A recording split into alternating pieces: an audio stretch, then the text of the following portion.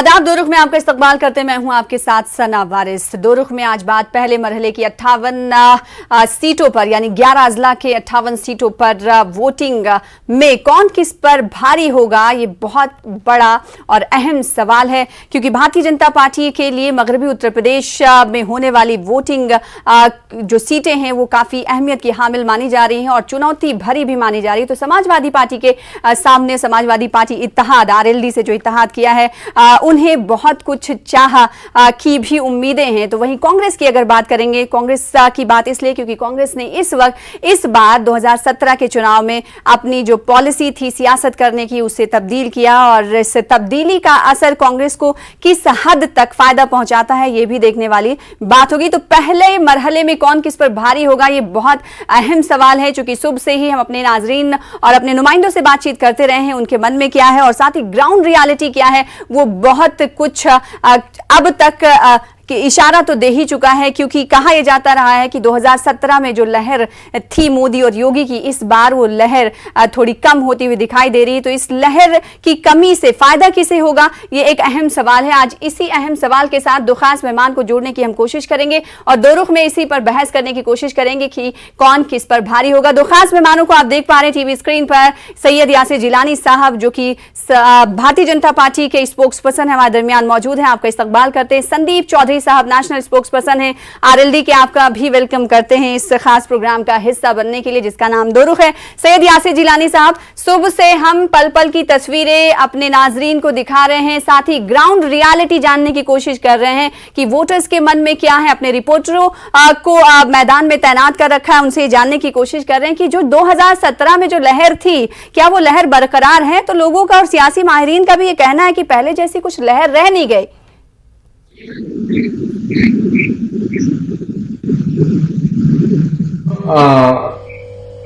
मेरी बोलिए यासिर साहब। मेरी आवाज आ रही है? जी आ रही है, बोल सकते हैं आप। देखिए, जो मैं सुबह से देख रहा हूँ, सुबह से आपके न्यूज 18 के माध्यम से मैं देख रहा हूँ जिस तरीके से वोटर में उत्साह है। पश्चिमी उत्तर प्रदेश के जो फर्स्ट फेज के जिले हैं जहां पे आज वोटिंग हो रही है, जिस तरीके से ख्वातीन घरों से निकल रही हैं, यंग जनरेशन की जो वोटर हैं वो सामने आ रहे हैं, बुजुर्ग सामने आ रहे हैं, दिव्यांग सामने आ रहे हैं, जो उत्साह उनके अंदर दिख रहा है ये साफ और शफाफ है कि आप यकीनी तौर पे हमारी जो सरकार है वो वापस आ रही है। और मुझे तो इस बार ये कहने में कोई गुरेज नहीं है और कोई संकोच नहीं है कि हम पहले फेज की 58 सीटें भारतीय जनता पार्टी जीतने जा रही है। जिस तरीके से लोगों के अंदर उत्साह दिख रहा है और उत्साह दिखने का रीजन है सना, देखिए जो वायदे भारतीय जनता पार्टी की सरकार ने उत्तर प्रदेश में योगी आदित्यनाथ जी मुख्यमंत्री रहते हुए जो उन्होंने संकल्प लिया था अपने जनमानस के लिए,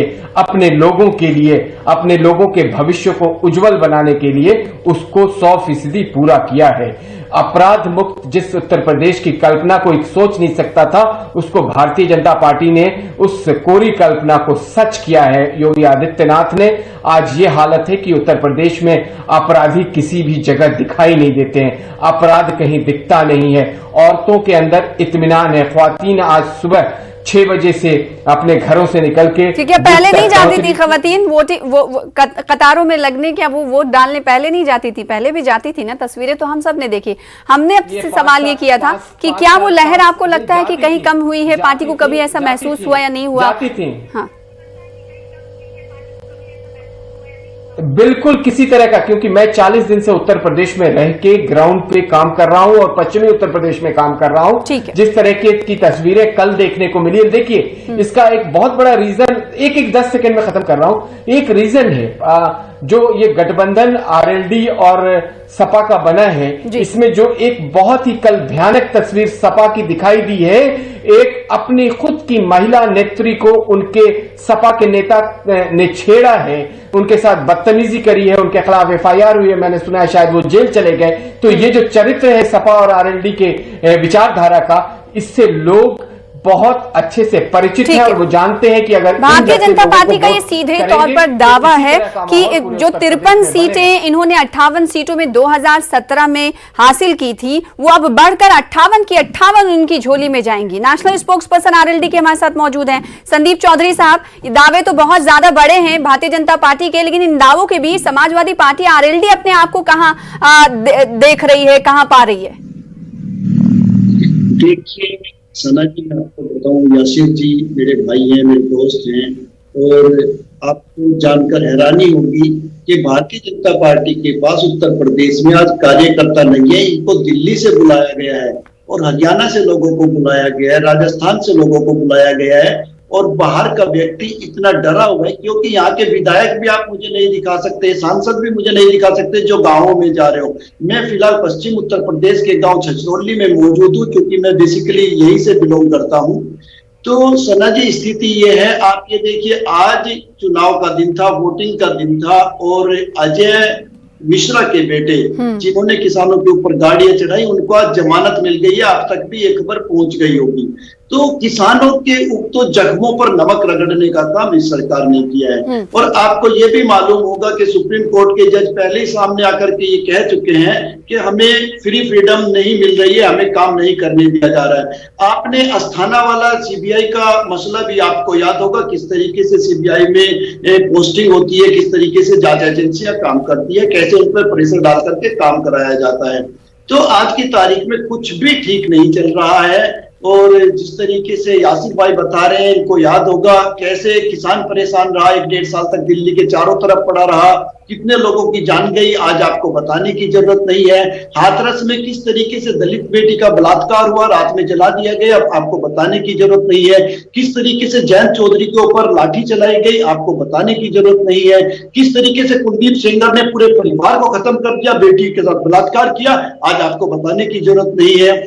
किस तरीके से चिन्मयानंद ने बीएड कॉलेज खोलने की ये तो मसले मसाइल हैं। लेकिन संदीप साहब, मैंने सवाल ये किया था कि चूंकि भारतीय जनता पार्टी ये दावे कर रही है कि 58 सीटें मगरबी उत्तर प्रदेश में हैं, अब वो 58 की 58 सीटें उनके खाते में जाने वाली हैं किसानों के गुस्से के बावजूद भी, और ये हम सब जानते हैं कि यहाँ पर आरएलडी का बहुत बड़ा वोट बैंक है और पकड़ है। ऐसे में भारतीय जनता पार्टी का ये दावा आपके मुताबिक कितना सही है और आपकी पार्टी क्या कुछ कर पाएगी इन बेल्ट में? सना जी, मैं आपको जो आईना दिखा रहा हूं, आप मुझे ये बताइए, वो आईना देखने के बाद क्या कोई बीजेपी को वोट करेगा? और आपको कुछ और याद दिलाना चाहता हूं, हाल ही में आपने बंगाल का चुनाव देखा, बीजेपी पूरी तरीके से सुपड़ा साफ हो गया। आपने झारखंड का चुनाव देखा, बीजेपी का सुपड़ा साफ हो गया। आपने छत्तीसगढ़ का चुनाव देखा, बीजेपी का सुपड़ा साफ हो गया। आपने महाराष्ट्र का चुनाव देखा, बीजेपी का सुपड़ा साफ हो गया। आपने राजस्थान देखा, बीजेपी का सुपड़ा साफ हो गया। और जहां से मेरे भाई यासिर जी आते हैं, दिल्ली से, दिल्ली में कहां है बीजेपी? बीजेपी की पूरी ताकत दिल्ली में लग चुकी थी। अमित शाह जी भी वहां पे थे, मोदी जी भी वहां पे थे, और मेरे भाई यासिर भी यहाँ पे थे। जब ये दिल्ली नहीं जीता पाए, जो छोटा सा स्टेट है, आप कैसे सोच सकते हो कि उत्तर प्रदेश में आपको सफलता मिलेगी? आप पर्चे कितने भी बांट लो, चीजें आपके हाथ से निकल चुकी है। पर्चे कितने भी बांटिए, चीजें हाथ से निकल चुकी हैं। देखिए, संदीप बड़े अच्छे आदमी हैं, भाई हैं मेरे, और पुराने सुन लीजिए, मैं बता रहा हूं, आरएलडी से जरा पूछिए कि क्या जयंत चौधरी ने आज अपना वोट डाला कि नहीं डाला। संदीप साहब, जो मताधिकार जिस पे हम चर्चा कर रहे हैं, जिसमें पूरे उत्तर प्रदेश, आपसे सवाल ही कर रहे हैं, जयंत सिंह साहब ने वोट डाला या नहीं डाला? हाँ, देखिए सना जी, मेरे भाई का बहुत अच्छा सवाल है। जयंत जी भी इस पर अपनी सफाई दे चुके थे, उनके कार्यक्रम लगे हुए हैं, वो बिजनौर में हैं और वो अपना वोट डाल नहीं सके, लेकिन उन्होंने ट्वीट भी किया है, और मैडम चारू जी का उन्होंने फोटो भी पोस्ट किया है कि उन्होंने अपना वोट डाल दिया है। और सना जी, आपको एक चीज बताना चाहता हूँ, जयंत चौधरी का आपके पास लौटूंगी मैं, आपके पास लौटूंगी। यासिर जिलानी साहब, जवाब मिल गया आपको? अब आप समय आ गया, अब मेरा जी मसरूफ है वो इंतखाबी तशरीफ में, जवाब मिल गया। आप बताइए क्या एक अपनी सभा का बहाना लगा के अपना जो सबसे बड़ा ये उत्सव चल रहा है, जिसमें मत का जो उनका अधिकार है, उस अधिकार को तो आपको इतनी क्यों फिक्र हो रही है? वो इसलिए करते हैं कि वो आप तो कह रहे हैं कहीं आरएलडी दिखाई नहीं दे रही, समाजवादी पार्टी कहीं दिखाई नहीं दे रहा है, फिर इतनी फिक्र भी आपको हो रही है। तो भारतीय जनता पार्टी की फिक्र करनी चाहिए ना यासिर जिलानी साहब। बड़ी बातें जो ये लोग कह रहे हैं कि ये हो गया, ये हो गया, वो हो गया, तो इनको भी तो आईना दिखाने की जरूरत है ना। अभी आने वाले फेजेस के जो चुनाव हैं उसमें ये बात लोगों तक जानी तो चाहिए कि जो आपके सामने ये दोबारा से एक ठगबंधन 2 लड़कों का हुआ है, उनका इरादा क्या है। जो खुद वोट नहीं देते हैं वो कैसे किसी को ऐसे दल के लिए वोट डालने के लिए मजबूर कर रहे हैं, जिसके खुद के कल की वीडियो में जिसका खुद का नेता अपने ही कार्यकर्ता के साथ छेड़छाड़ करता है, जिस वीडियो को आपने दिखाया, पूरे भारत ने देखा है। आप छोड़ दीजिए तमाम पीछे क्या बातें हो रही थी। अगर ये चरित्र है इन विचारधारा के लोगों का, तो उत्तर प्रदेश की महिलाएं इस बात को समझें। हमारी जो मातृत्व शक्ति है उत्तर प्रदेश की, उसे इस बात का एहसास है कि अगर मौजूदा जो सरकार है जो उनके लिए सोचती है, उनके हित के लिए सोचती है, उनके अच्छाई के लिए सोचती है, उनके लिए जो स्कीम लेके आई है उनको जमीन पे उतार रही है, उन्हें राशन दे रही है, सुरक्षा दे रही है, उन्हें काम मिल रहा है, ऐसी सरकार को छोड़ के वो इस तरह की गठबंधन के साथ कभी नहीं जाएंगे। इसलिए बोलने की जरूरत है, इसलिए इन्हें आईना दिखाने की जरूरत है। और जयंत चौधरी पे ये सवाल बनता है, आगे इन्हें जवाब देना होगा, क्योंकि सभा इतना बड़ा नहीं हो सकता आपके मत के अधिकार के लिए हम बड़ी तो आप इस मौजू को आप मुद्दा बनाएंगे, खुद बड़ी बातें करिए आने वाले इलेक्शन में, आने वाले मरहले में भारतीय जनता पार्टी बनाएंगे। हम आगे जहां हमारे जैसे लोग जाएंगे, हमारे संगठन जहां हमारी सेवाएं लेगी, वहां पे हम लोगों के बीच में ये बात जरूर रखेंगे कि एक संगठन का जो इतना बड़ा गठबंधन लेके मान के चल रहा है, बड़ी बातें उसके प्रवक्ता बैठ के कर रहे हैं, वो अपने मत को भी नहीं दे पाते। जयंत सिंह ने खुद वोट नहीं दिया, दूसरों को वोट करने के लिए रागिब कर रहे हैं, वोटिंग में हिस्सा लेने के लिए रागिब कर रहे हैं। इस मुद्दे को भारतीय जनता पार्टी कह रही है कि हम जोर शोर से उठाएंगे। जब खुद ही कोई नहीं अपना वोट कास्ट कर रहा है तो लोगों से क्या कह रहा है, और क्या वो बदलाव ला पाएगा इलाके में? देखिए, बहुत अच्छा सवाल है सना जी, और मेरे भाई यासिर जी बोल रहे थे कि इनका क्या गठबंधन है, ये क्या करना चाहते हैं। देखिए यासिर भाई, हम लोग जो करना चाहते हैं, जैसे यासिर और संदीप ये 2 भाई आपस में मिलकर डिबेट कर सकते हैं, एक जगह बैठ सकते हैं, इसको कहते हैं भाईचारा। हम वो भाईचारा कायम करना चाहते हैं, लेकिन वो 80% और 20% की बात करते हैं। क्या 20% में जितने मेरे मुसलमान भाई हैं, क्या वो हमारे देश का हिस्सा नहीं है? क्या वो हिंदुस्तान के लिए इंपॉर्टेंट नहीं है? आप नफरत की राजनीति क्यों करते हैं? आप जोड़ने की राजनीति क्यों नहीं करते? हम जोड़ने के लिए चले हैं, हमें हार जीत की भी चिंता नहीं है, वो काम पब्लिक कर रही है अपने आप। लेकिन हम चाहते हैं जिस तरीके से सना जी डिबेट कर रही है, जिस तरीके से आप मेरे साथ बैठे हैं, ये हमारा भाईचारा कायम रहे, तभी हिंदुस्तान की खूबसूरती है। और इसी वजह से आज जयंत चौधरी फील्ड में बिजनौर के अंदर है, इस भाईचारे को हम वापस लाना चाहते हैं, जो 2017 में खो गया था, जिसका फायदा बीजेपी ने उठाया। 30 साल बाद बीजेपी की सरकार उत्तर प्रदेश में क्यों बनी, आप बताइए। जब भी हिंदू मुस्लिम होगा, जब लोगों की लाशें बिछेंगी, तभी इनकी सरकार बन सकती है, नहीं तो इनकी सरकार नहीं बन सकती।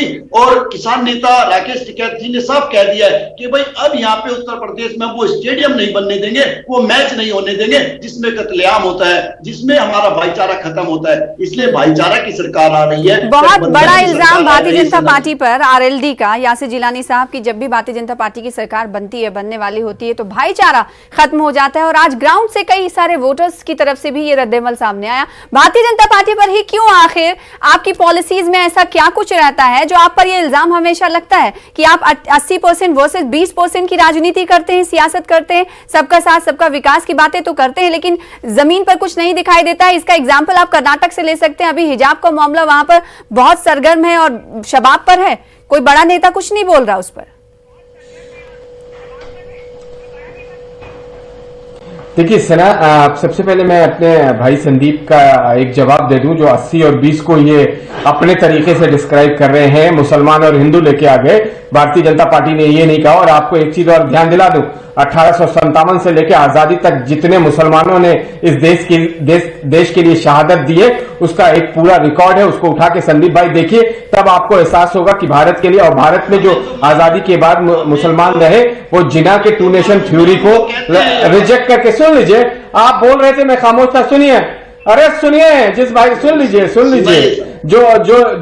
उस जिना के टू नेशन थ्योरी को रिजेक्ट करके, सुनो, आप बोल रहे थे ये विक्रम नहीं है, आप बोले, मैंने एक लफ्ज नहीं बोला। मैं जिस भाईचारा और जिस इत्तेहाद अखलाक की बात कर रहे हैं, वो इस सरकार ने कायम रखा, इस सरकार ने कायम रखा हुआ है। आपके चौधरी अजीत जी की पिछली कोट को अगर मैं कोट कर दूं, जिन्होंने समाजवादी पार्टी के लिए क्या कहा था, आप उसका जवाब नहीं दे पाएंगे। खुद चौधरी अजीत साहब उनकी क्या सोचना था समाजवादियों के लिए, वो आप जानते हैं, मुझसे बेहतर जानते हैं, क्योंकि आप इस वक्त वहां के नेशनल स्पोक्स पर्सन के तौर पे आरएलडी में काम कर रहे हैं और आप बहुत ही सक्षम वहां के नेता हैं और बहुत अच्छी पकड़ रखते हैं। लेकिन आप झूठ मत परोसिए। आप देखिए कि कहां आप जाके खड़े हो गए हैं, किन लोगों के साथ आप जाके खड़े हो गए हैं। आपकी अपनी राजनीति भी उनकी वजह से, पिछली बार भी आप लोग कहां थे, आप खुद, आपके दोनों बड़े लीडर चुनाव बुरी तरीके से हार गए थे। और आपको मैं बताऊं सना, जो जाट इन्फ्लुएंस वाली 24 सीटें हैं,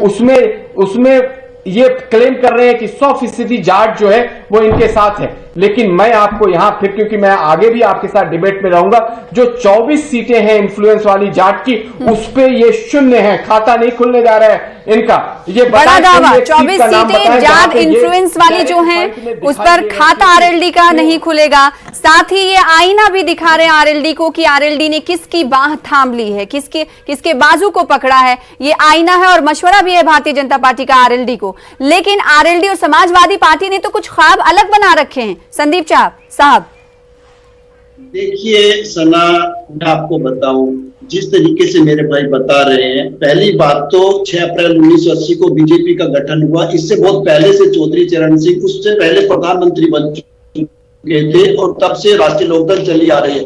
और तब से लेकर जयंत चौधरी के दौर तक एक भी, सना जी, कोई पार्टी हिंदुस्तान की चैलेंज नहीं कर सकती। एक भी बलात्कारी आप राष्ट्रीय लोकदल से नहीं बता सकते, एक भी क्रिमिनल आप राष्ट्रीय लोकदल से नहीं बता सकते, एक भी भ्रष्टाचारी आप राष्ट्रीय लोकदल से नहीं बता सकते, एक भी ऐसा नेता जिसके ऊपर किसी भी तरीके का आरोप हो राष्ट्रीय लोकदल से नहीं बता सकते। और ये चीज देश के प्रधानमंत्री भी बोल चुके हैं, अमित शाह जी भी बोल चुके हैं। हमारी पार्टी में या हमारे नेताओं में नाखून के बराबर भी आप कमी निकाल दे तो आज मैं पार्टी छोड़ दूं। ये तो हमारा चरित्र है। एक भी कुलदीप शंकर आप नहीं बता सकते, एक भी चिन्मय नंद नहीं आप बता सकते, एक भी अजय मिश्रा नहीं बता सकते, एक भी आशीष मिश्रा नहीं बता सकते, एक भी गोपाल कांडा नहीं बता सकते। इस तरीके का आपका चरित्र है, इस तरीके के लोग आपकी पार्टी में भरे पड़े हैं। तो सोचिए कहां। संदीप साहब, उस बात पर भी अपनी राय जाहिर करिएगा। जो यासिर जिलानी साहब ये कह रहे थे कि 24 के 24 जो असेंबली सीट्स हैं जो जाट इन्फ्लुएंस वाली है, वहां पर आपका खाता भी नहीं खुलेगा। तो जो कोशिशें आरएलडी और समाजवादी पार्टी मिलकर कर रही हैं, क्या वो रंग नहीं लाएंगी?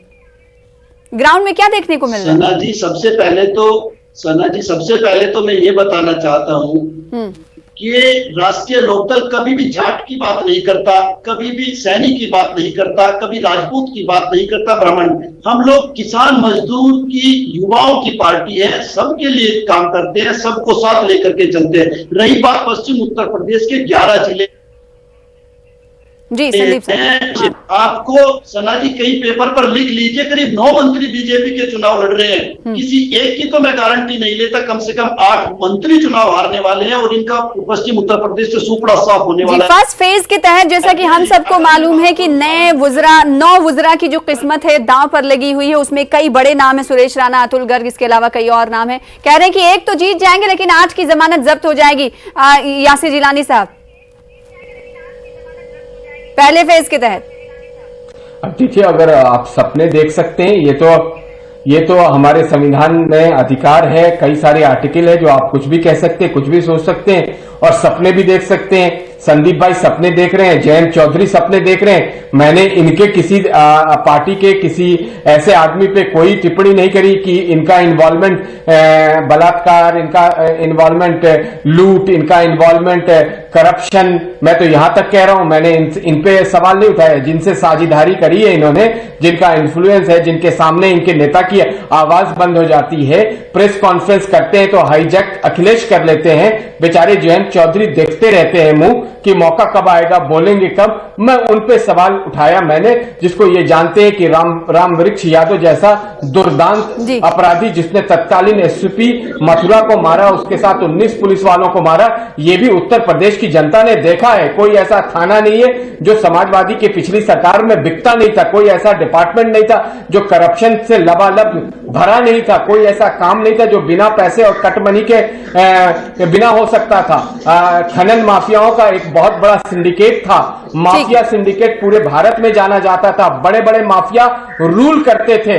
उन माफिया, उन सिंडिकेट को इस सरकार ने तोड़ के जेल में भेज दिया, किसी को गुजरात में भेज दिया तो किसी को मध्य प्रदेश में भेज दिया। आज किसी की हिम्मत नहीं है कि कोई खनन माफिया सामने आ जाए, कोई छिननतई की बात। और महंगाई बढ़ती जा रही है, बेरोजगारी बढ़ती जा रही है, आवाम जो है परेशान है महंगाई से, बेरोजगार जो है सड़कों पर उतर रहे हैं, उस पर पुलिस लाठियां चला रही है। कई सारे शिक्षा मित्र बार बार आंदोलन कर रहे हैं, इसको भी तो शामिल कर लिए, उसमें ऐड कर दीजिए। मैं ऐड कर रही हूँ। संदीप साहब, आप ये बताएं कि 11 अजला की 58 सीटों में से समाजवादी पार्टी, भारतीय जनता पार्टी ने तो कहा कि उन्हें 58 की 58 सीटें मिलेंगी। आप लोगों की तरफ से भी तो कुछ ना कुछ अंदाजा लगाया जा रहा होगा, कितनी सीटें आपको मिलेंगी? देखिए सना जी, अच्छा सवाल है आपका। मैं पश्चिम बहुत जल्दी, हाँ, वक्त की कमी, लगातार नजरें बनाए हुए हूँ और मैं कैराना सीट पे भी आज गया था। और आप मुझे ये बताइए सना जी, आप मीडिया में रोजाना डिबेट करते हैं, जिस तरीके से नाहिद हसन को एक बवंडर बनाया गया है, आप मुझे ये बताइए, जो इनके हिसाब से सबसे गलत आदमी है नाहिद हसन। नाहिद हसन ने किसके ऊपर गाड़ी चढ़ाई, आप मुझे बताइए। नाहिद हसन ने किसका, आपका इशारा ये है कि जो गाड़ी चलाने वाला था वो जेल से रिहा हो रहा है और नाहिद हसन जो कि जेल में रह के चुनाव लड़ रहे हैं। बहुत शुक्रिया आप दोनों खास मेहमानों को, कई और मुद्दों पर बातचीत करनी थी, कई और सवाल थे, लेकिन वक्त की कमी है। बहुत शुक्रिया संदीप साहब और यासिर साहब हमारे साथ जुड़ने के लिए, दो रुख में अपना अपना मौक़िफ़ रखने के लिए। फिलहाल इसी के साथ मुझे दीजिए इजाजत। आदाब।